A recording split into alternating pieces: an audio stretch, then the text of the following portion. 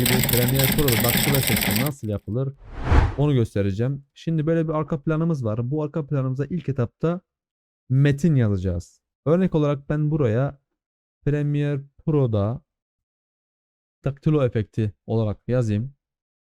Siz farklı bir şekilde deneyebilirsiniz. Bunu farklı bir şekilde deneyimleyebilirsiniz. Daha sonra bunun grafik ayarlarından yazının işte arka planımızı ortalayacağız. Yazıyı büyüteceğiz buradan.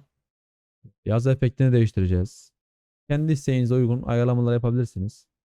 Ben şöyle arka planı ortalayayım ve yazı efektini de değiştireyim şuradan. Pardon, yazı fontunu. Evet, buradan şunu seçelim rastgele. Yahoyu. Şöyle ortalayayım.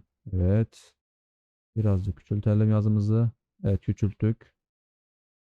Şimdi efekt bölümüne gelip buradan crop efektini yazımızın üzerine bıraktık. Şimdi ne yapacağız bu crop'ta? Efekt bölümüne geleceğiz tekrardan. Evet, arıyorum şu an. Ha, şurada. Evet, crop burada. Right burada. Right'ı da bulduk. Right'ın üzerine videomuz başlarken bir kez tıklıyoruz ve %100'ü alıyoruz. Yani tamamen yazıyı görmeyeceğimiz şekle getirdik. Ve videoyu biraz ileriye sardardık. Burada ne yapacağız? %0'a düşüreceğiz. Yani diyorum ki videom bu iki keyframe vermiş olduğum alanda açılsın. İsterseniz bu süreci uzatabilirsiniz. Yazınızın hangi dakikada çıkıp da hangi saniyede geleceği size kalmış. Evet, bir de buradan ses efektini veriyorum.